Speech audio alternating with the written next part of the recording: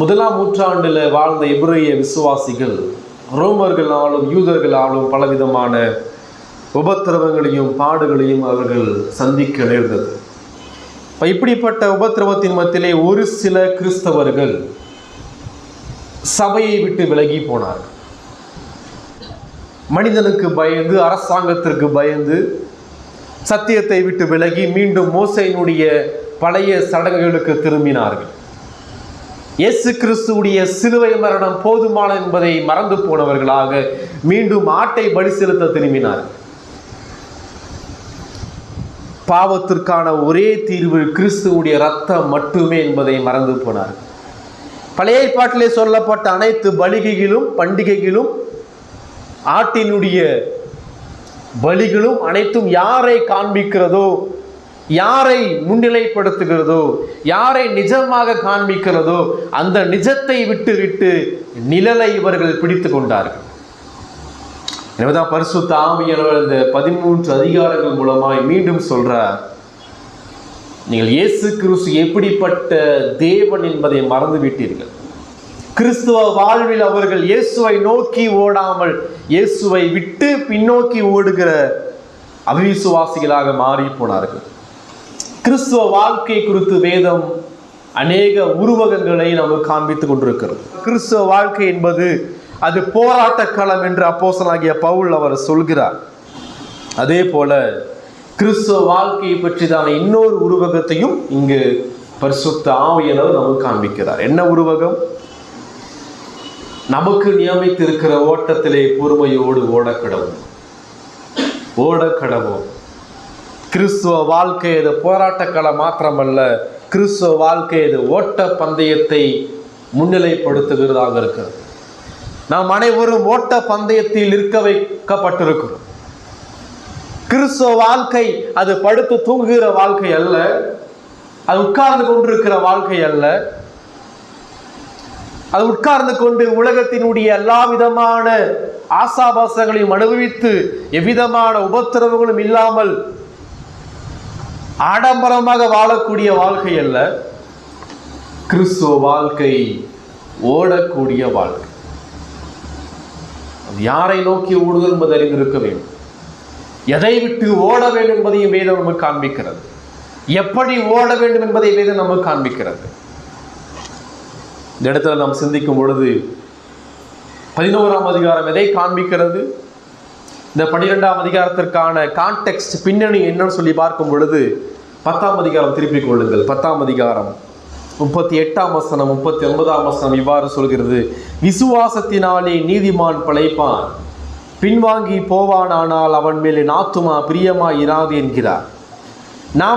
நாமோ கெட்டு போக பின்வாங்குகிறவர்களாய் இராமல் ஆத்துமா ஈடேற விசுவாசிக்கிறவர்களாக இருக்கிறோம். இங்க பரிசுத்த ஆவியானவர் சொல்றார், அநேக நபர்கள் சபையை விட்டு பின்வாங்கினார்கள், கிறிஸ்துவை விட்டு பின்வாங்கினார்கள். இங்க பின்வாங்குதலுடைய ஆபத்தை குறித்து வேதம் சொல்லுது. இப்ப யார் பின்வாங்குவார்கள்? விசுவாசம் இல்லாத நபர்கள். இப்ப விசுவாசம் எந்த அளவுக்கு அவசியம் என்பதை 11ஆம் அதிகாரத்துல விளக்கப்படுத்துறார். இப்ப விசுவாசம்னா என்ன? விசுவாசம் என்பது ஒரு பாவிகளுக்குள்ளாக இல்லை. அந்த விசுவாசத்தை தேவன் தமது கிருபையின் மூலமாய் கொடுக்கிறார். அந்த விசுவாசம் தேவனுடைய இரக்கத்தினால் அருளப்படுகிறது, தேவனுடைய வார்த்தையில் நிறுவப்படுகிறது, தேவனுடைய குமாரனில் நிலைநாட்டப்படுகிறது. விசுவாசத்திற்கான 3 அஸ்திபாரம் என்ன? நம்முடைய விசுவாசம் எதன் மீது கட்டப்பட்டிருக்க வேண்டும்? நம்முடைய விசுவாசம் 3 அஸ்திபாரத்தின் மீது கட்டப்பட்டிருக்க வேண்டும். முதல் அஸ்திபாரம் தேவனுடைய குணாதிசயங்கள். நான் விசுவாசிக்கக்கூடிய கடவுள் எப்படிப்பட்ட கடவுள் என்ற தேவனை பற்றிய உயர்வான சிந்தனையின் மீது நம்முடைய விசுவாசம் கட்டப்பட்டிருக்க வேண்டும். இரண்டாவது அஸ்திபாரம் வேதம் போதுமானது என்ற அஸ்திபாரம். பழைய ஏற்பாட்டில் சொல்லப்பட்ட ஆபேல் முதல் அனைத்து விசுவாசிகளும் இவ்விதமான அஸ்திபாரத்தை கொண்டிருந்தார்கள். ஆபேல், ஏனோக்கு, நோவா, ஆபிரகாம், ஈசாக்கு, யாக்கோபு இவர்கள் அனைவரும் வேதத்தை, கடவுள் பேசின வார்த்தையை உறுதியாய் பற்றி கொண்டார்கள். அவர்களுக்கு அப்பொழுது பேசப்பட்ட அந்த தேவனுடைய வார்த்தை போதுமானதாய் காணப்பட்டது. அதே போல விசுவாசத்திற்கான 3வது அஸ்திபாரம் கிறிஸ்துவினுடைய பரிகார பலி, கிறிஸ்துவனுடைய மரணம். அனைத்து பழைய ஏற்பாட்டு விசுவாசிகளுடைய விசுவாசத்திற்கான அஸ்திபாரமாக இவைகள் காணப்பட்டது. அவர்களுக்கு மாத்திரமல்ல, இன்று வாழக்கூடிய இனிமேல் வாழக்கூடிய ஒவ்வொரு விசுவாசிக்கும் எது அஸ்திபாரம்? நாம் விசுவாசிகளா? நமக்கு என்ன பேர்? நமக்கு விசுவாசிகள் என்று பேர். இப்ப கேள்வி என்னன்னா, நீங்க எதை விசுவாசிக்கிறீர்கள்? நம்முடைய விசுவாசத்திற்கான அஸ்திபாரம் என்ன? நம்முடைய விசுவாசத்திற்கான அஸ்திபாரம் தேவனுடைய குணாதிசயங்கள். நான் விசுவாசிக்கக்கூடிய கடவுள் எப்படிப்பட்டவர் என்ற உயர்வான சிந்தனை. நம்முடைய விசுவாசத்திற்கான அஸ்திபாரம் இந்த வார்த்தை, தேவனுடைய வேதாகமம். அது போதுமானது, இது அதிகாரம் உள்ளது, இது பிழையற்றது, இது குறைவற்றது, இது தெளிவானது, இது போதுமானது, இது ஆவியினால் அருளப்பட்டது, இது வல்லமையானது என்ற விசுவாசம். அதே போல எனக்காக மரித்தவர், எனக்காக அடக்கம் பண்ணப்பட்டு உயிர்த்தெழுந்த அந்த உன்னதமான இயேசு கிறிஸ்துவுடைய கல்வாரி சிலுவையிலே சிந்திய ரத்தம், அது எனக்கு போதுமானது என்ற விசுவாசம். விசுவாசம் எங்கிருந்து வருகிறது? முதல் விஷயம், அறிந்து கொள்ள வேண்டிய விஷயம் என்னன்னு சொன்னா, நாம் விசுவாசிகளாக இருக்கிறோம், ஓட்டப்பந்தயத்திலே ஓடிக்கொண்டிருக்கிறோம். ஆனால் நம்முடைய ஓட்டம் அவ்வப்போது தாமதப்படுகிறது. நாம் நின்று விடுகிறோம் ஓடாமல், அல்லது நாம் பின்னோக்கி ஓடிக்கொண்டிருக்கிறோம், அல்லது நாம் மெதுவாக ஓடிக்கொண்டிருக்கிறோம். சில நேரங்களிலே ஓட்டப்பந்தயத்திலே ஓடாமல் படுத்து தூங்கி விடுகிறோம் ஆவிக்குரிய வாழ்க்கையில. இதெல்லாம் என்ன காரணம்? விசுவாச தொய்வு, விசுவாச குறைபாடு. எனவே நாம் முன்னோக்கி எழுந்து மீண்டும் ஓட வேண்டும் என்றால் நம்முடைய விசுவாசம் பலப்படுத்த வேண்டும். அந்த விசுவாசம் எங்கு கொடுக்கப்படும்? அந்த விசுவாசம் கேள்வியினாலே வரும். கேள்வி தேவனுடைய வசனத்தினாலே வரும். விசுவாசம் எதன் மூலமாய் கொடுக்கப்படுகிறது? கடவுளுடைய வசனத்தை கேட்பதின் மூலமாய் கொடுக்கப்படுகிறது, சத்தியத்தின் மூலமாய் கொடுக்கப்படுகிறது, வேதத்தை அறிகிற அறிவின் மூலமாய் விசுவாசம் கொடுக்கப்படுகிறது. இப்ப அடுத்த கேள்வி, வேதம் எங்கு பிரசங்கிக்கப்படுகிறது? திருச்சபையில் பிரசங்கிக்கப்படுகிறது. இப்ப புரியுதா? ஏன் பின்வாங்கி போறோம்? ஏன் பின்வாங்கி போனார்கள்? விசுவாசம் இல்லை. ஏன் விசுவாசம் இல்லை? சத்தியத்தை அறிகிற அறிவு இல்லை. கடவுளுடைய வசனத்தை கேட்கவில்லை. ஏன் தேவனுடைய வசனத்தை கேட்கவில்லை? காரணம், தேவனுடைய வசனம் பிரசங்கிக்கப்படுகிற இடத்தில் அவர்கள் இல்லை. அதுதான் அஸ்திபாரம். புரியுதா ஏன் பிரச்சனைன்னு சொல்லி? ஏன் நம்முடைய வாழ்க்கை சோர்ந்து போயிருக்கிறோம்? ஏன் நம்முடைய விசுவாச வாழ்க்கை தொய்வு பெற்றிருக்கிறது? காரணம், சத்தியம் பிரசங்கிக்கப்படுகிற சபை கூடுதலில் நாம் பங்கு பெறாமல் காணப்படுகிறோம். திருச்சபையோடு இணைந்திராத ஒருவர், ஒவ்வொரு வாரம் சபை கூடுதலிலே பங்கு பெறாத எந்த ஒரு விசுவாசியும் ஆவிக்குரிய வாழ்க்கையிலே வளர முடியாது. அவர்கள் ஓட்ட பந்தயத்திலே நின்று கொண்டிருக்கிறார்கள், ஓடாமல். இந்த 11ஆம் அதிகாரம் முழுவதுமாக நம்முடைய விசுவாசத்தை உந்தி தள்ளுகிறதாய் காணப்படுகிறது. மீண்டும் ஓடுங்கள் என்ற ஒரு உற்சாகத்தை இந்த அதிகாரம் நமக்கு கற்றுக் கொடுக்கிறது.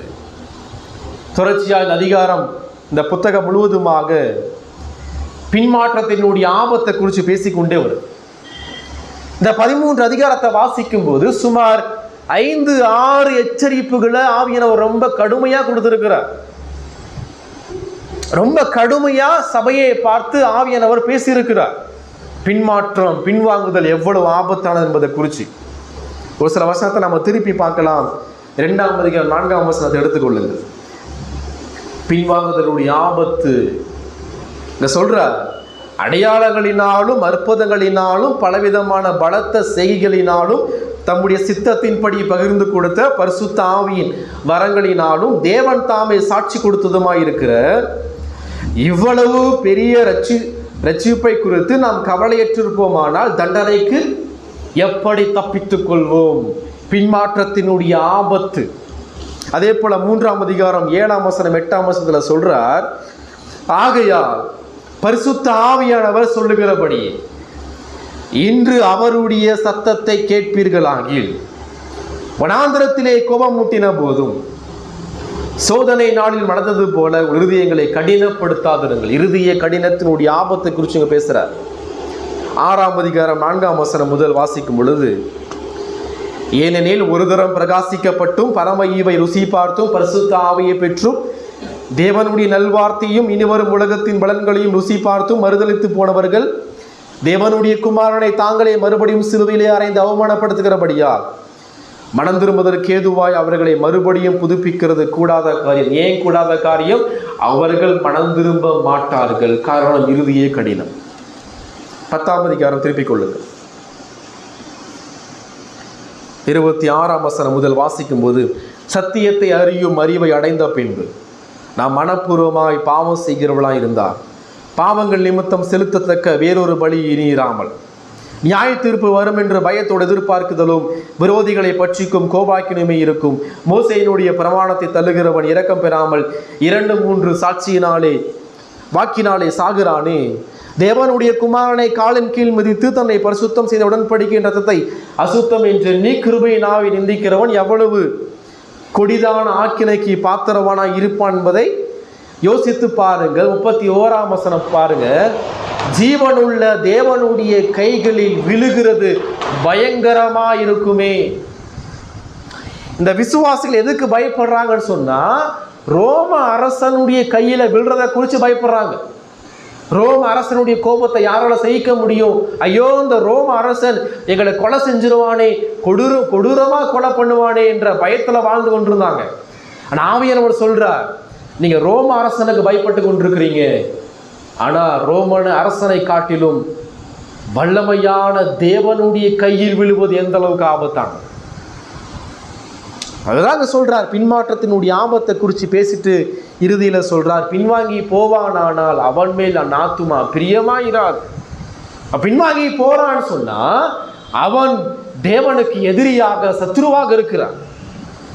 எங்க அவிசுவாசியை மாத்திரம் பேசல, ஒரு விசுவாசியுடைய வாழ்க்கையிலும் அவன் ரட்சிக்கப்பட்டவனாய் காணப்பட்டாலும், அவனுக்குள் ஆவியானவர் இருந்தாலும், அவன் ரட்சிப்பை இழந்து போக முடியவில்லை என்றாலும், அவன் ஒருபோது நரகத்திற்கு போக முடியாது என்றாலும், அவன் நித்திய ஜீவனுக்கு செல்வான் என்றாலும், ஒரு விசுவாசியும் அவ்வப்போது தேவனுக்கு பிரியமற்றவனாக மாறுகிறான்.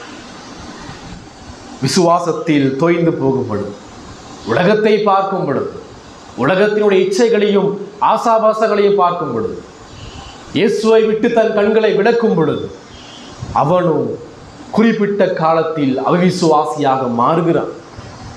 அவிசுவாசி என்ற வார்த்தை அவன் ரட்சிப்பை இழந்து போய்விட்டான் என்ற அர்த்தம் அல்ல. அவன் விசுவாசியாகவே இருக்கிறான், ஆனால் அவிசுவாசம் அவனுக்குள்ளாக இருக்கிறது. எனவே இந்த 12ஆம் அதிகாரத்தில் மீண்டுமாக அப்ளிகேஷனை கொடுக்க ஆவியானவர் விரும்புகிறார். இந்த வார்த்தை சொல்லுது, முதலாம் வார்த்தை ஆகையால், therefore ஆங்கிலத்தில். இந்த வார்த்தை என்ன சொல்லுது? எப்பெல்லாம் நாம் இந்த வார்த்தையை படிக்கிறோமோ அப்படியாக என்ற வார்த்தை, ஆனால் என்ற வார்த்தை, இப்படி இருக்க என்ற வார்த்தை, ஆகையால் என்ற வார்த்தை எப்பெல்லாம் படிக்கிறோமோ அங்கெல்லாம் நின்று பொறுமையா வாசிக்கணும்னு சொல்லி அர்த்தம். இங்க ஆகையால் என்ற வார்த்தை இது இறையில் நம்ம பார்க்கும் பொழுது கன்ஜக்ஷன் வேர்ட்னு சொல்லுவாங்க. அதாவது முன்பு சொல்லப்பட்ட அதிகாரத்திற்கும் இனிமேல் வரக்கூடிய வசனங்களுக்கும் இடையே உள்ள பாலம் என்று அர்த்தம். இதுதான் இந்த அதிகாரத்தினுடைய பின்னணி, கான்டெக்ஸ்ட் வேர்டு. இந்த ஆகையால் என்ற வார்த்தை என்ன செய்கிறது என்றால், இதுவரைக்கும் சொல்லப்பட்ட வசனங்களையும் இனி சொல்லக்கூடிய வசனங்களையும் இணைக்கக்கூடிய பாலமாக இருக்கிறது. எனவே இந்த ஆகையால் என்ற பாலத்தின் மூலமாக நாம் கடந்து செல்ல வேண்டும். இப்ப ஆகையால் என்றால் எப்படி? போன அதிகாரத்திலே சொல்லப்பட்ட வசனங்கள். ஆகையால் மேகம் போன்ற இத்தனை திரளான சாட்சிகள் நம்மை சூழ்ந்து கொண்டிருக்க. இங்கே நாம் இந்த 2 வசனத்தை வாசிக்கும் போது 3 அடிப்படையான காரியத்தை நாம் சிந்திக்கிறோம். முதலாவது காரியம், விசுவாச ஓட்டத்திற்கான முன்னோடிகள். நாம் விசுவாச ஓட்டத்தில் ஓடுகிறோம், அதற்கான முன்னோடிகளை கடவுள் வேதாகமத்தில் நமக்கு கொடுத்திருக்கிறார், பழைய ஏற்பாட்டில் நமக்கு வைத்திருக்கிறார். 2வது, விசுவாச ஓட்டத்திற்கான தடைகள் என்ன? 3வது, விசுவாச ஓட்டத்தினுடைய தலைவர். 3 காரியத்தையும் நாம் இன்றைக்கு சிந்திக்க இருக்கிறோம். முதலாவது, விசுவாச ஓட்டத்திற்கான முன்னோடிகள். இங்க ஆகையால் என்று சொல்லி பார்க்கும் பொழுது 11ஆம் அதிகாரத்தை வாசிக்கும் பொழுது அங்க பழைய ஏற்பாட்டிலிருந்து பரிசுத்த ஆவியானவர் ஒரு சில விசுவாசிகளுடைய வாழ்க்கையில் அவர் எவ்வாறு செயல்பட்டார் என்பதை குறித்து அவர் பேசுகிறார். ஆபேலுடைய விசுவாசி மூலமாக நாம் என்ன படிக்கிறோம்? ஆபேல் விசுவாசத்தினால என்ன செய்தார்? காயினுடைய பலியிலும் மேன்மையான பலியை தேவனுக்கு செலுத்தினான். ஆபேல் விசுவாசத்தின் மூலமாக தேவனை ஆராதித்தான். ஏனோக்கு என்ன செய்தார்? ஏனோக்கு விசுவாசத்தினாலே தேவனோடு சஞ்சரித்தான். நோவா என்ன செய்தார்? நோவா விசுவாசத்தினாலே பேழையை உண்டு பண்ணினார். 120 வருஷம் பிரசங்கம் பண்ணினார். அதே போல ஆபிரகாம் என்ன செய்தார்? ஆபிரகாம் விசுவாசத்தினாலே தன் தேசத்தை விட்டு வந்தார். தேவனுக்கென்று காத்திருந்தார். பரதேசியை போல சஞ்சரித்தார். விசுவாசத்தினாலே தன் குமாரனான ஈசாக்கை பலி செலுத்த முயன்றார். அதே போல ஈசாக்கினுடைய விசுவாச வாழ்க்கை, யாக்கோபுடைய விசுவாச வாழ்க்கை, யோசேப்பினுடைய விசுவாச வாழ்க்கை. மோசே என்ன செய்தார்? மோசே விசுவாசத்தினாலே எகிப்திலே ராஜாவினுடைய பிள்ளையாக இருப்பதை காட்டிலும் தேவனுடைய பிள்ளைகளோடு கூட சேர்ந்து உபத்திரவத்தை அனுபவிப்பதை தெரிந்து கொண்டார். அப்ப ஒவ்வொரு விசுவாசியினுடைய வாழ்க்கையிலும் தேவன் எவ்வாறு செயல்பட்டு அவருடைய பலவீனங்களை எல்லாம் பொறுத்து கொண்டு விசுவாசத்தை அளித்து அவர்களை விசுவாச ஓட்டத்தில் ஓட செய்தார் என்பதை குறித்து நாம் மீண்டுமாக திரும்பி பார்க்க வேண்டும் என்பதை தான் இந்த ஆகையால் என்ற வார்த்தை நம்மோடு கூட பேசுகிறது. இப்போ மேகம் போன்ற இத்தனை திரளான சாட்சிகள் நம்மை சூழ்ந்து கொண்டிருக்கிறது. யார் இந்த மேகம் போன்ற திரளான சாட்சிகள்? சாட்சிகள் என்றால் விட்னஸ். அந்த சாட்சிகள் நம்மை பார்த்து பேசுகிறது. அந்த சாட்சிகள் ஏற்கனவே நமக்கு முன்பாக அந்த ஓட்டத்தை வெற்றியோடு ஓடி முடித்து பரலோகத்திற்கு சென்ற சாட்சிகள். அந்த சாட்சிகள் ஏற்கனவே விசுவாச வாழ்க்கையிலே வாழ்ந்து தங்கள் பாவத்தின் மத்தியிலும் பலவீனங்கள் மத்தியிலும் உபத்திரவங்கள் பாடுகள் மத்தியிலும் இயேசுவை நோக்கி வெற்றியோடு சென்ற சாட்சிகள். இப்ப அந்த சாட்சிகள் நம்மை பார்த்து சொல்லுகிறது, நாங்கள் ஓடினோம், நாங்கள் இயேசுவை நோக்கி ஓடினோம். எங்களுடைய வாழ்க்கையிலே உபத்திரவங்கள் காணப்பட்டது, எங்களுடைய வாழ்க்கையிலே நிந்தனைகள் காணப்பட்டது, எங்களுடைய வாழ்க்கையிலே எதிரிகள் காணப்பட்டார்கள். ஆனாலும் நாங்கள் கிறிஸ்துவை நோக்கி பார்த்தோம். ஆனாலும் தேவனுடைய கிருபை எங்களை பாதுகாத்து கொண்டது. நாங்கள் ஓடி வெற்றி சிறந்தோம். அதே போல நீங்களும் என்ன செய்யுங்கள்? அந்த கிறிஸ்துவ வாழ்க்கையிலே ஓடுங்கள் என்ற உற்சாகத்தை கொடுக்கிற இந்த 11ஆம் அதிகாரத்தில் காணப்பட்ட மேகம் போன்ற திரளான சாட்சிகள் யார் என்றால் பழைய ஏற்பாட்டிலே சொல்லப்பட்ட அந்த விசுவாசிகள். சாட்சிகள் என்ற வார்த்தை 11ஆம் அதிகாரத்தை வாசிக்கும் போது 5 முறை இங்கே பயன்படுத்தப்பட்டிருக்கிறது. ஆபேல் சாட்சி கொடுக்கிறார். இங்கே அமர்ந்திருக்கிற 2025ஆம் ஆண்டில் அமர்ந்திருக்கிற விசுவாசிகளாகிய உங்களையும் என்னையும் ஆபேல் பார்த்து சொல்றார், ரன், ஓடுங்கள், நிற்காதிருங்கள், ஓடுங்கள் என்கிறார். அதே போல ஏனோக்கும் வேதத்திலிருந்து நம்மை பார்த்து சொல்கிறார், ஓடுங்கள். ஆபிரகாம், ஈசாக்கு, நோவா, யாக்கோபு, பழைய ஏற்பாட்டிலே உள்ள அனைத்து விசுவாசிகளும், இந்த 11ஆம் அதிகாரத்திலே சொல்லப்பட்ட அனைத்து விசுவாசிகளும் ஒன்று சேர்ந்து வேதத்தின் மூலமாக நம்மை பார்த்து சொல்கிறார்கள், நாங்கள் ஓடினோம், எனவே நீங்களும் ஓடுங்கள். உட்காராதிருங்கள், சோர்ந்து போகாதிருங்கள், ஆவிக்குரிய வாழ்க்கையை படுத்து தூங்காதிருங்கள். தேவன் எதற்காக உங்களுக்கு ஓட்டத்தை கொடுத்தாரோ அந்த ஓட்டத்தில் நீங்கள் பொறுமையோடு ஓடுங்கள் என்ற உற்சாகத்தையும் உந்துதலையும் வேதத்தின் மூலமாக ஆவியானவர் நமக்கு கொடுத்து கொண்டே இருக்கிறார். எப்பெல்லாம் உங்களுக்கு தேவனை ஆராதிப்பதற்கான சோதனைகள் வருகிறதோ அப்பெல்லாம் ஆபேலுடைய ஆராதனையை நோக்கி பாருங்கள். ஆபேல் எவ்வாறு தேவனை ஆராதித்தான்? தன்னுடைய சகோதரன் தன்னை பகைத்த நேரத்திலும் தன் சகோதரன் தேவனுக்கு வேதபூர்வமாய் கிறிஸ்துவை மையப்படுத்தி ஆராதிக்க அந்த நேரத்திலும் தன் சகோதரனுக்கு தேவனுடைய ஆராதனையின் மேன்மையை குறித்து பிரசங்கித்தவனாய் காணப்பட்டான். அதே போல எப்பொழுதெல்லாம் நீங்கள் தேவனோடு நடவாமல் பின்வாங்குகிறீர்களோ அப்பொழுதெல்லாம் ஏனோக்கு சிந்திச்சு பாருங்கள். ஏனோக்கு தேவனோடு சஞ்சரித்தான். எப்பொழுதெல்லாம் உங்களுடைய ஆவிக்குரிய வாழ்க்கையை பார்த்து உலகம் அவமதிக்கிறதோ, உங்களுடைய விசுவாச வாழ்க்கையை பார்த்து உங்கள் குடும்பங்களும் உறவினர்களும் கேலி செய்கிறார்களோ அப்பொழுதெல்லாம் நோவாவை நோக்கி பாருங்கள். காரணம், நோவா அந்த சூழ்நிலையிலும் விசுவாசத்தை உறுதியாய் பற்றி கொண்டார். இதை தான் வேதம் நமக்கு காண்பிக்கிறது. 11ஆம் அதிகாரத்தில் சொல்லப்பட்ட பழைய ஏற்பாடானது அது கடவுளுடைய வார்த்தை. இந்த 11ஆம் அதிகாரம் நமக்கு 3 காரியத்தை கற்றுக் கொடுக்கிறது. ஒன்று, பழைய ஏற்பாட்டை வாசியுங்கள். 2வது, பழைய ஏற்பாட்டை முறையாக வாசியுங்கள். 3வது, பழைய ஏற்பாட்டை கிறிஸ்துவை மையப்படுத்தி வாசியுங்கள்.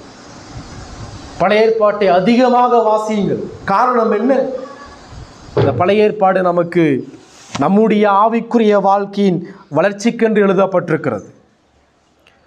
இந்த பழைய ஏற்பாடானது நம்முடைய ரட்சிப்பிற்கென்று எழுதப்பட்டிருக்கிறது.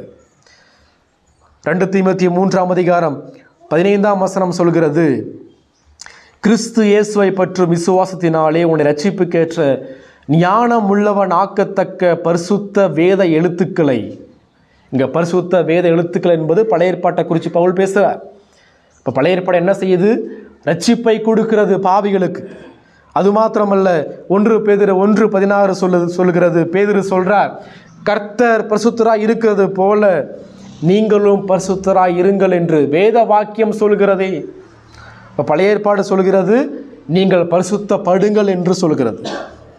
அதே போல 1 கொரிந்தியர் 10ஆம் அதிகாரம் 11ஆம் வசனத்தை வாசிக்கும் பொழுது அங்கே அப்போஸ்தலனாகிய பவுல் சொல்றார், எவைகளெல்லாம் பழைய ஏற்பாட்டிலே சொல்லப்பட்ட அனைத்து நிகழ்ச்சிகளும் வரலாற்றுக்காக எழுதப்படவில்லை.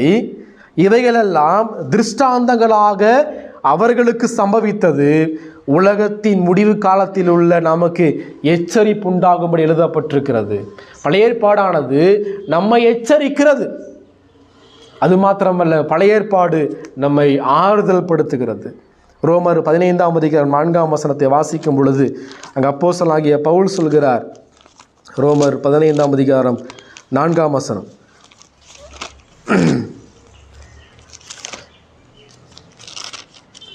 தேவ வசனத்தினாலும், இங்கே சொல்லப்பட்ட தேவ வசனம் என்பது பழைய ஏற்பாட்டை குறிக்கிறது.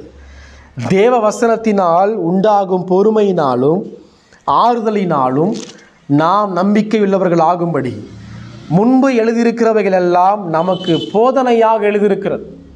அப்போ இந்த வசனங்கள் என்ன சொல்கிறது என்றால், பழைய ஏற்பாடானது நம்முடைய ரட்சிப்பிற்காகவும் நம்முடைய பரிசுத்தமாகுதலுக்காகவும் நம்முடைய எச்சரிப்புக்காகவும் நாம் பாவத்தை விட்டு மனம் திரும்பும்படியாகவும் உபத்திரவத்தின் மத்தியிலே நம்பிக்கையோடு ஆறுதலை பெற்று கிறிஸ்துவை நோக்கி நியமிக்கப்பட்ட ஓட்டத்திலே பொறுமையோடு ஓடுவதற்காகவும் பழைய ஏற்பாட்டை தேவன் நமக்கு கொடுத்திருக்கிறார். அதை தான் இங்கு பரிசுத்த ஆவியானவர் நமக்கு அவர் கற்றுக் கொடுக்கிறார். எனவே மேகம் போன்ற, இங்கே இந்த இடத்துல மேகம் போன்ற என்ற வார்த்தை, இந்த மேகம் என்ற வார்த்தை கிரேக்க மொழியில் நெப்போஸ் என்ற அர்த்தம். அப்படின்னு சொன்னால் நம்ம வெயில் காலத்தில் பார்க்குற மேகங்கள் கிடையாது. அங்கங்கே ஒவ்வொரு மேகம் இருக்குல்ல, அதுங்க சொல்லப்படலை. மழை காலத்தில் புயல் மத்தியில் எவ்வாறு மேகம் முழுவதுமாக இருண்டு காணப்படுமோ அந்த மேகத்தை சொல்றார். அப்படின்னா என்ன அர்த்தம்? நமக்கு முன்னான விசுவாசிகளுடைய சாட்சிகள் அவ்வளவு அதிகமாக இருக்கிறது என்ற அர்த்தம். நாம் மட்டும் ஓடவில்லை, நமக்கு முன்பாக ஓடி இருக்கிறார்கள். எவ்வாறு நமக்கு முன்பாக ஓடின விசுவாசிகளை தேவன் கொண்டு போய் சேர்த்தாரோ அதே போல நம்மையும் கொண்டு போய் சேர்ப்பார் என்ற விசுவாசம் நமக்குள்ளாக இருக்க வேண்டும். 2வது காரியம், விசுவாச ஓட்டத்திற்கான தடைகளை குறித்து நம்ம படிக்கிறோம். இங்கே 1ஆம் வசனம் சொல்கிறது, ஆகையால் மேகம் போன்ற இத்தனை திரளான சாட்சிகள் நம்மை சூழ்ந்து கொண்டிருக்க பாரமான யாவற்றையும் நம்மை சுற்றி நெருங்கி நிற்கிற பாவத்தையும் தள்ளிவிட்டு.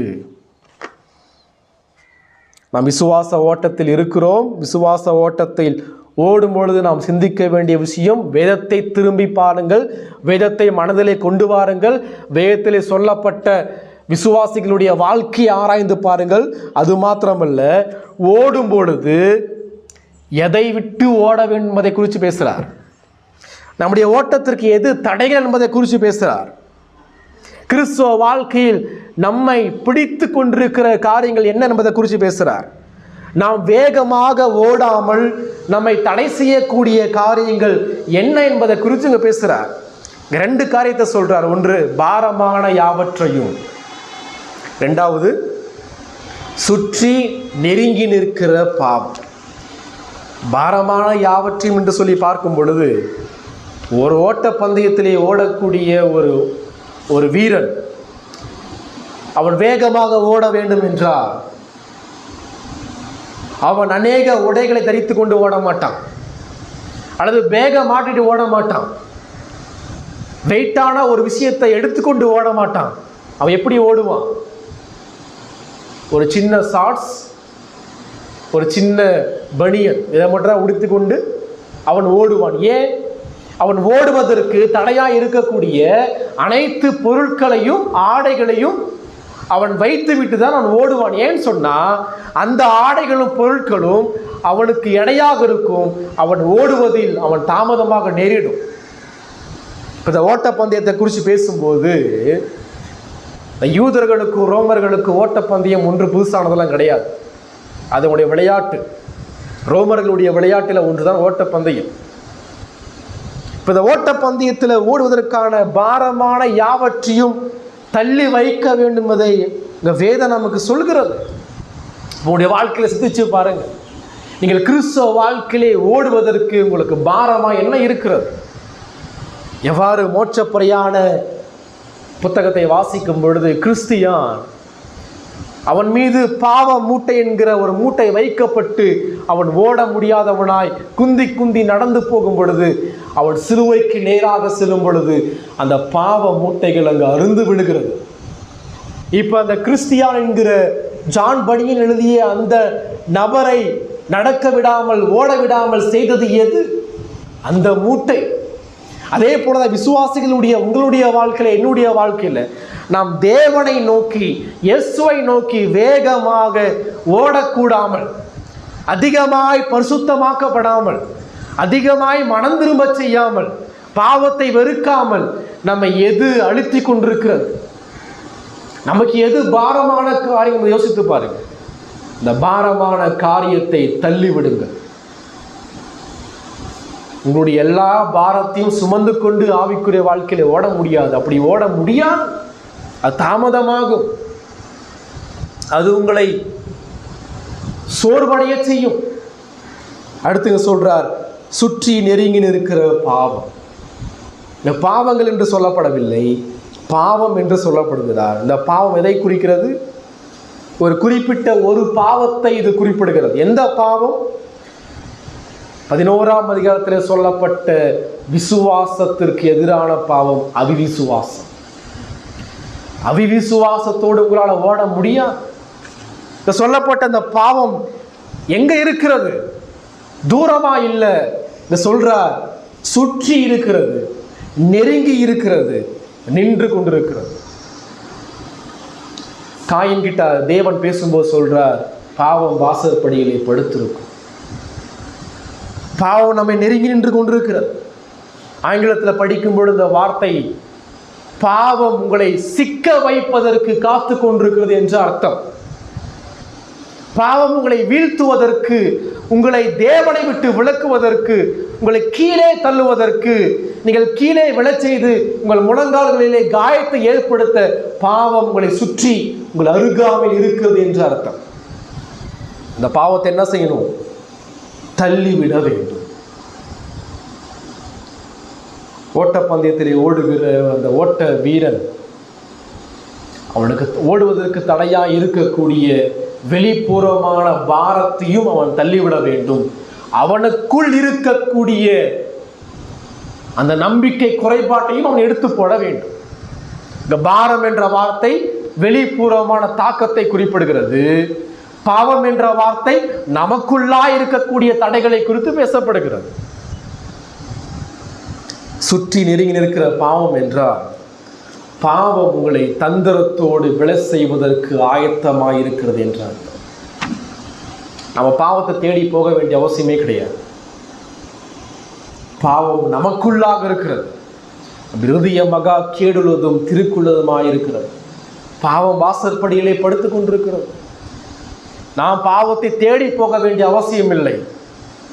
பாவம் இருக்கும் பொழுது நாம் அதை விரும்பி செய்கிறவர்களாய் காணப்படுகிறோம், மாறுகிறோம். பாவம் தந்திரம் உள்ளதாய் நம்மை கீழே விழ செய்கிறது. எவ்வாறு? பாவத்தினுடைய விளைவுகளை நாம் அறிந்திருப்பது மிக முக்கியமான காரியம். பாவத்தினுடைய அகோரத்தை நாம் அறிந்து ஓடுவது மிக முக்கியமான காரியம். வேதம் சொல்கிறது, பாவம் தந்திரம் உள்ளதாக இருந்து நம்மை கீழே விழ செய்து ஆவிக்குரிய ஓட்டத்திலே ஓட விடாமல் தடுக்கிறதாய் காணப்படுகிறது. எது நம்முடைய ஆவிக்குரிய வாழ்க்கைக்கு தடை? எது இயேசுவை நோக்கி ஓட விடாமல் நம்மை தடுக்கிறது? எது நாம் தேவனை ஆராதிக்காமல் தடை செய்கிறது? வேதத்தை வாசிக்காமல், ஜெபிக்காமல், விசுவாசிகளோடு சேர்ந்து ஐக்கியப்படாமல் எது நம்மை தடை செய்கிறது? அது பாவம். பாவம் என்றால் என்ன? நியாயப்பிரமாணத்தை மீறுவதே பாவம். பாவம் என்பது தேவனுடைய அதிகாரத்திற்கு எதிராக செயல்படுவது. தேவனுடைய சிங்காசனத்தில் அமர்ந்திருக்கிற கடவுளை எட்டி உதைத்து நான் தான் அங்கு அமர வேண்டும் என்று சொல்லி தேவனுடைய வார்த்தைக்கு கீழ்ப்படிய அவர் யார் என்று கேள்வி கேட்பது. பாவம் என்பது தேவனுடைய அனைத்து குணாதிசயத்தையும் நிந்திப்பது. பாவம் என்பது தேவனுடைய வல்லமையோடு சண்டை போட முயற்சிப்பது.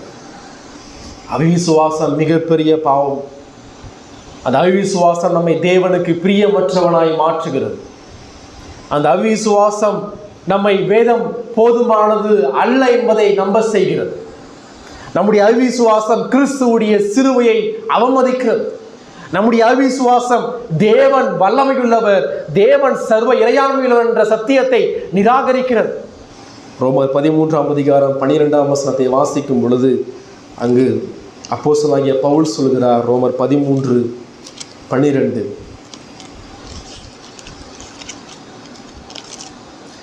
இரவு சென்று போயிற்று, பகல் சமீபமாயிற்று, ஆகையால் அந்தகாரத்தின் கிரியைகளை நாம் தள்ளிவிட்டு ஒளியின் ஆயுதங்களை நாம் தரித்து கொள்ள கடவோம். எபேசியர் 4:22 வாசிக்கும் போது, அந்தபடி முந்தின நடக்கைக்குரிய மோசம் போக்கும் இச்சைகளாலே கெட்டு போகிற பழைய மனுஷனை நீங்கள் களைந்து போட்டு என்றால் ஒரு ஆடையை கலற்றி வைப்பதற்கு அது அர்த்தம். எனவே நம்மை சுற்றி நெருங்கி நிற்கிற பாவத்தை தூக்கி எறிய வேண்டும், அதை தள்ளி போட வேண்டும், அதை களைந்து போட வேண்டும். அது மாத்திரமல்ல, அதை ஒழித்து விட வேண்டும், சாகடிக்க வேண்டும். யாக்கோபு 1:21. ஆகையால் நீங்கள் எல்லாவித அழுக்கையும் கொடிய துர்க்குணத்தையும் ஒழித்து விட்டு தள்ளிவிடுவது மாத்திரமல்ல, அந்த பாவத்தை நாம் சாகடிக்க வேண்டும். ஒரு போதகர் சொல்றார், பாவத்தை கொல்லுங்கள், இல்லை என்றால் பாவம் உங்களை கொல்லும். எனவே நம்மை கொல்லக்கூடிய பாவத்தை முதலாவது நாம் கொன்று அதை தூக்கி எறிய வேண்டும். நம்முடைய வாழ்வில் நம்முடைய விசுவாச ஓட்டத்திற்கான தடைகளாய் இருக்கக்கூடிய இப்படிப்பட்ட ரகசிய பாவங்களையும் எஞ்சியுள்ள பாவத்தை நாம் கண்டறிந்து அதை கிறிஸ்துவுடைய பாதத்திலே வைத்து சாகடித்து மனம் திரும்பி அதிகமான பரிசுத்தமாகுதலோடு நாம் கிறிஸ்துவ வாழ்க்கையிலே ஓடுவது அவசியமான காரியம். மூன்றாவது, விசுவாச ஓட்டத்தினுடைய அதிபதி சொல்றார், எதை விட்டு ஓட வேண்டும்? பாவத்தையும் பாரங்களையும் தள்ளிவிட்டு ஓட வேண்டும். அடுத்தவர் சொல்றார், விசுவாசத்தை துவக்குகிறவரும் முடிக்கிறவருமாய் இருக்கிற யாரை நோக்கி? இயேசுவை நோக்கி நமக்கு நியமித்திருக்கிற ஓட்டத்திலே பொறுமையோடு ஓட கடவோம். ஏன் சொன்னா, அவர் தமக்கு முன் வைத்திருந்த சந்தோஷத்தின் பொருட்டு அவமானத்தை எண்ணாமல் சிலுவையை சகித்து தேவனுடைய சிங்காசனத்தில் வலது பரிசிலே வீற்றிருக்கிறார். மீண்டும் மீண்டுமா ஆவியானவர் இந்த சபையை எங்கு கொண்டு வருகிறார்? கிறிஸ்து கிட்ட கொண்டு வரார். எல்லா பிரச்சனைக்கு அடிப்படையான காரணம் கிறிஸ்துவை பற்றிய தவறான சிந்தனை. எல்லா பிரச்சனைக்கும் அடிப்படையான தீர்வு கிறிஸ்துவை பற்றிய வேதபூர்வமான சிந்தனை. எனவே நாம் கிறிஸ்துவுடைய பாதங்களுக்கு கீழாய் அமர்ந்திருப்பது மிக முக்கியமான காரியம். யாரை நோக்கி ஓட வேண்டும்? இந்த நோக்கி என்ற வார்த்தை சொல்கிறது, நாம் கண்களை பதித்துக் கொள்வது என்ற அர்த்தம். யார் மீது கண்களை பதித்துக் கொள்ள வேண்டும்? அவரையே நாம் நோக்கி இருக்க வேண்டும். அவரை விட்டு நம் கண்களை சுருக்கக்கூடாது, அவரை விட்டு நம் கண்களை விளக்கக்கூடாது, நம்முடைய பாவத்தையும் பாரங்களையும் நாம் பார்க்கக்கூடாது. அவரை நாம் நோக்கி பார்க்க வேண்டும், அவர் மீது கண்களை வைக்க வேண்டும். அவர் இயேசு கிறிஸ்து. இந்த இடத்துல ஆபேலை நோக்கி ஓடுங்கள் என்று சொல்லப்படவில்லை. பழைய ஏற்பாட்டினுடைய விசுவாசத்தை நோக்கி ஓடுங்கள் என்று சொல்லப்படவில்லை. வேதம் சொல்கிறது இயேசுவை நோக்கி ஓடுங்கள். ஏனென்றால் அவர்களும் இயேசுவை நோக்கி ஓடினார்கள். இயேசுவை வேதாகமத்தினுடைய மகிமையாக இருக்கிறார். இயேசுவை வேதத்தினுடைய மையமாக இருக்கிறார். 3ஆம் அதிகாரம் 1ஆம் வசனத்தை வாசிக்கும் போது எபிரேயர்ல படிக்கிறோம், நமது அப்போஸ்தலரும் பிரதான ஆசாரியமாய் இருக்கிற கிறிஸ்து இயேசுவை கவனித்து பாருங்கள். பழைய ஏற்பாடு இயேசு கிறிஸ்துவுடைய வருகையை முன்னறிவிக்கிறது. 4 சுவிசேஷங்கள் கிறிஸ்து வந்திருக்கிறார் என்று காண்பிக்கிறது. நடவடிக்கைகள் இயேசுவை பிரசங்கிக்கிறது. நிருபங்கள் இயேசு கிறிஸ்துவை விளக்கப்படுத்துகிறது. வெளிப்படுத்தின விசேஷம் மீண்டும் இயேசுவை எதிர்பார்க்கிறது. தீர்க்கதரிசிகளும் அப்போஸ்தலரும் சொல்கிறார்கள், நீங்கள் இயேசுவை நோக்கி ஓடுங்கள். காரணம் என்ன? ஏன் இயேசுவை நோக்கி நாம் ஓட வேண்டும்? 4 காரியத்தை இங்கு பார்க்கிறோம். 1, அவர் விசுவாசத்தை துவக்கினவர்.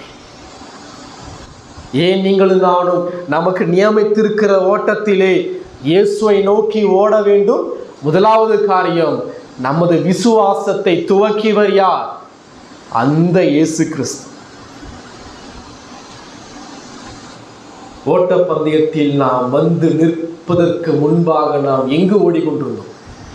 சிந்திச்சு பாருங்க. ஓட்டப்பந்தயத்தில் நம்ம ஓடுறதுக்கு முன்னாடி நம்ம வேற எங்கேயோ ஓடிக்கொண்டிருந்தோம். எங்க தெரியுமா? நாம் தேவனுக்கு எதிராக ஓடிக்கொண்டிருந்தோம். எதற்காக? யோபு 15ஆம் அதிகாரம் திருப்பிக் கொள்ளுங்கள். யோபு 15ஆம் அதிகாரம் 25ஆம் வசனம் 26ஆம் வசனம்.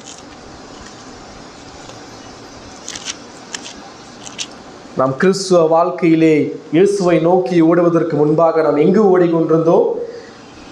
அவன் தேவனுக்கு விரோதமாய் கை நீட்டி சர்வ வல்லவருக்கு விரோதமாக பராக்கிரமம் பாராட்டுகிறான். கடின கழுத்தோடும் பருத்த குமிழுள்ள தன் கேடயங்களோடும் யாருக்கு எதிராக ஓடுகிறான்? தேவனுக்கு எதிராக ஓடுகிறான். இதுதான் நம்முடைய பாவ நிலை. அக்கிரமத்தில் மரித்து போன நீங்களும் நானும் எங்கு ஓடிக்கொண்டிருந்தோம்? நாம் தேவனுக்கு எதிராக ஓடிக்கொண்டிருந்தோம். தேவனுக்கு சத்துருவாக, துரோகியாக, குற்றவாளியாக, தேவனை சாகடிக்க கடின கழுத்தோடும் பருத்த குமிழோடும் கேடயங்களோடும் கடவுளுக்கு எதிராக ஓடிக்கொண்டிருந்தோம். எவ்வளவு மோசமான வாழ்க்கை! அப்படி ஓடிக்கொண்டிருந்த உங்களையும் என்னையும் ஓட்ட பந்தயமாகிய கிறிஸ்துவ வாழ்க்கையில் கொண்டு வந்து நிறுத்தியது யார்? நீங்களாக வந்து அங்கு நிற்கவில்லை. ஓட்ட பந்தயத்தில் நீங்களாக வந்து பங்கேற்கவில்லை. காரணம், நீங்கள் ஆத்துமாவில் மரித்து போனவர்கள். மரித்து போன பிணம் எழுந்து கூட நடக்காத பொழுது அது எப்படி ஓடும்? ஆனால் நம்மை ஓட செய்தவர் யார்? மரித்து போன நம்முடைய ஆத்துமாவை உயிர்ப்பித்து நமக்குள்ளாக ஜீவனை கொடுத்து விசுவாசத்தை கொடுத்து நம்மை நிற்க செய்து நம்முடைய கால்களுக்கு பலனை கொடுத்து ஓட்ட பந்தயமாகி கிறிஸ்தவ வாழ்க்கையில் ஓடுவதற்கென்று நம்மை ஆயத்தப்படுத்தியவர் யார்? அதுதான் சொல்ற, நம்முடைய விசுவாசத்தை நீங்கள் துவக்கவில்லை. உங்கள் விசுவாசத்தை நீங்கள் உருவாக்கவில்லை. ரட்சிப்பதை நீங்கள் உண்டாக்கவில்லை. இயேசு கிறிஸ்து விசுவாசத்தை துவக்கினபடியால் அவரை நோக்கி பாருங்கள். அப்போஸ்தலர் 3ஆம் அதிகாரம் 16ஆம் வசனம். அப்போஸ்தலர் 3ஆம் அதிகாரம் 16ஆம் வசனம். அவருடைய நாமத்தை பற்றும் விசுவாசத்தினாலே, அவருடைய நாமமே நீங்கள் பார்த்து அறிந்திருக்கிற இவனை பலப்படுத்தினது. அவரால் உண்டாகிய விசுவாசமே. யாரால் உண்டாகிய விசுவாசமே? இயேசுவினால் உண்டாகிய விசுவாசம். நமக்குள்ளாய் விசுவாசத்தை யார் கொடுத்தது? தேவன் கொடுத்தார். கிறிஸ்துவுக்குள்ளாய் கொடுத்தார். ஆவியானவரை கொண்டு கொடுத்தார். வேதத்தின் மூலமாய் கொடுத்தார். எனவே அவர் இயேசு நம்முடைய விசுவாசத்தின் துவக்குவராக இருக்கிறார். நம்முடைய விசுவாசத்தை துவக்கக்கூடிய அதிபதியாக அவர் இருக்கிறார். He is the author of our faith. அவரால் என்று வேறு ஒருவர் ரட்சிப்பு இல்லை. அவர் ஒருவரை விசுவாசத்தை துவக்குகிறார். நீங்களும் அவரும் சேர்ந்து துவக்கவில்லை. எந்த மனிதனும் விசுவாசத்தை துவக்கவில்லை. இயேசு மட்டுமே, அவர் மட்டுமே வழியும், அவர் மட்டுமே சத்தியமும், அவர் மட்டுமே ஜீவனமாய் இருக்கிறபடியால் அவர் மட்டுமே விசுவாசத்தை துவக்கினவராக இருக்கிறார். இரண்டாவது, ஏன் இயேசுவை நோக்கி ஓட வேண்டும்? காரணம், அவர் விசுவாசத்தை துவக்கினவர் மாத்திரமல்ல, என்ன சொல்றார்? விசுவாசத்தை முடிக்கிறவருமாக இருக்கிறார்.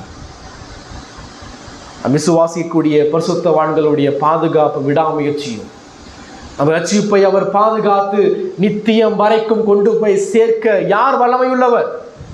நமது விசுவாசத்தை யார் துவக்கினாரோ, நமக்கு யார் ரட்சிப்பை கொடுத்தாரோ, நமக்காக யார் மரித்து அடக்கம் பண்ணப்பட்டு உயிர் திறந்து இப்பொழுது நமக்காக பரிந்து பேசிக் கொண்டிருக்கிறாரோ, அவர் நம்முடைய வாழ்க்கையின் ஓட்டத்தை முடிப்பதற்கு அவர் வல்லமையான தேவனாக இருக்கிறார்.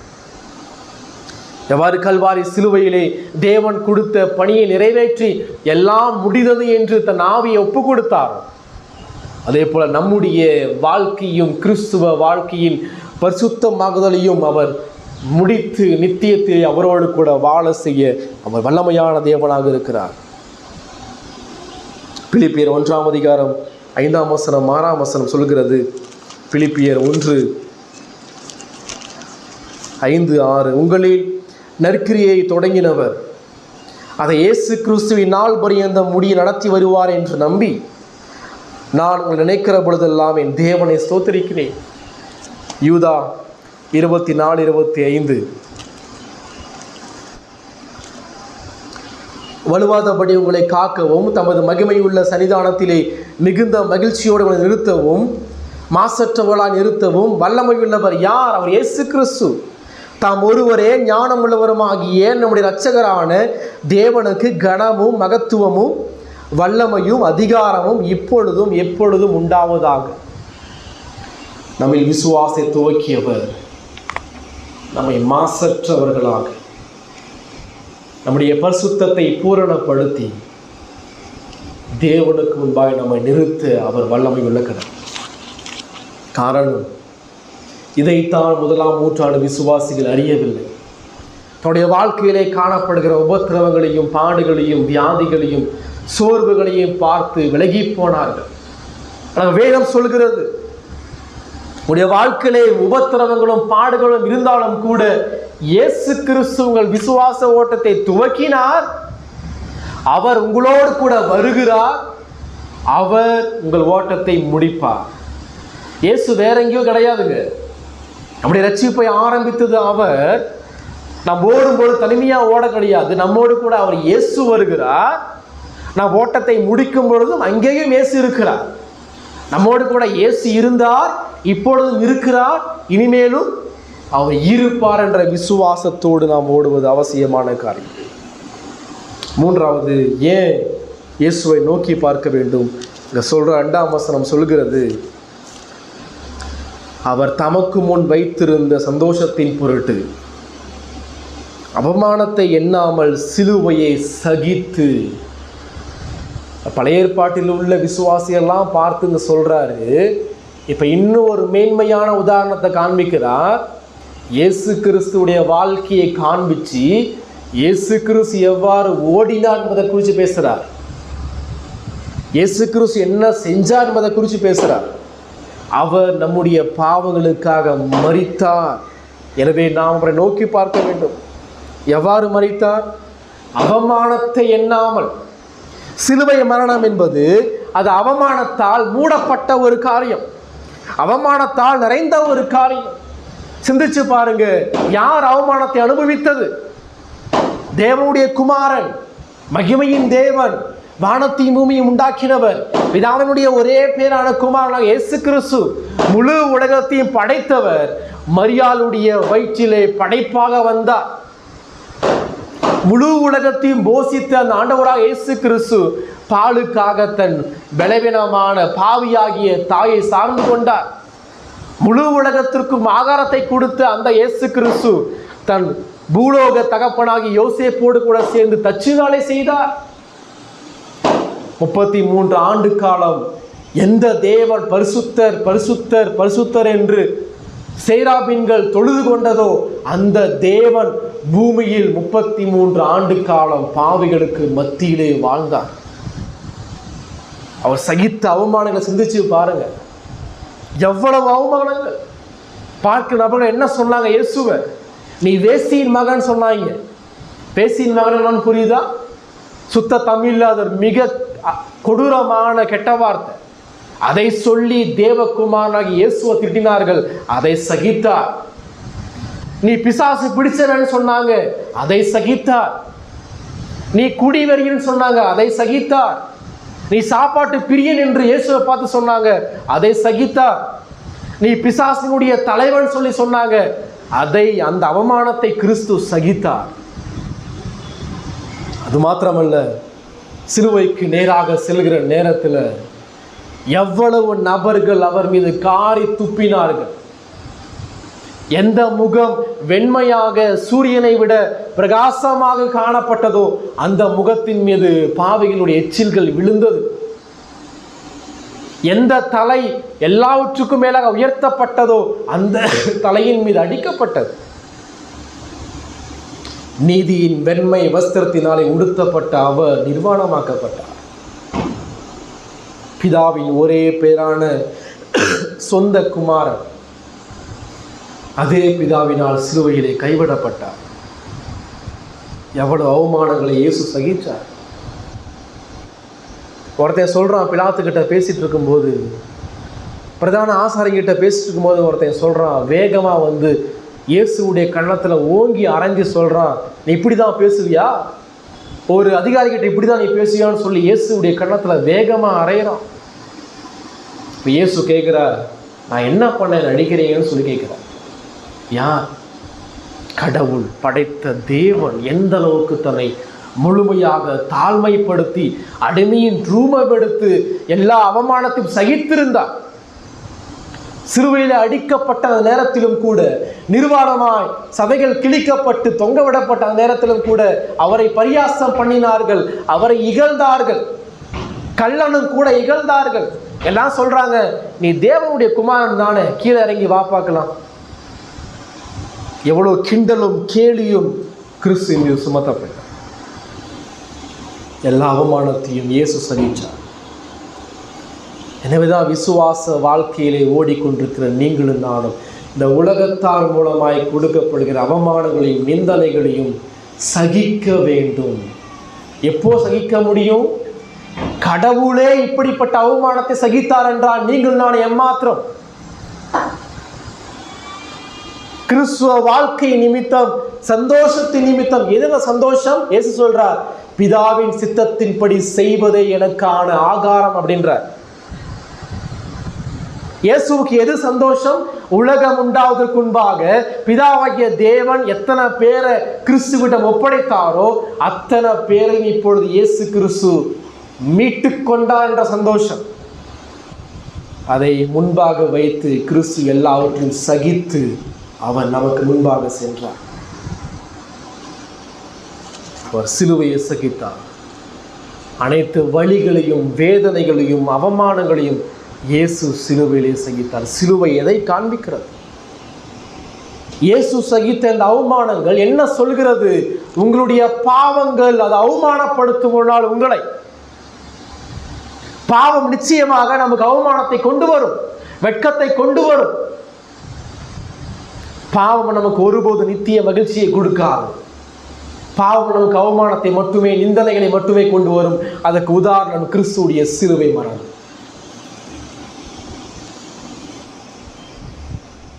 அவர் சிலுவையை சகித்து அவமானத்தை எண்ணாமல் தமக்கு முன் வைக்கப்பட்ட பிதாவின் சந்தோஷத்தை நாடி சென்றது போல நீங்களும் நானும் நம்முடைய ஆவிக்குரிய வாழ்க்கையிலே எல்லா உபத்திரவத்தையும் பாவத்தையும் பாரங்களையும் தள்ளிவிட்டு முன்னோடியாகி இயேசுவை நோக்கி ஓட அழைக்கப்படுகிறோம்.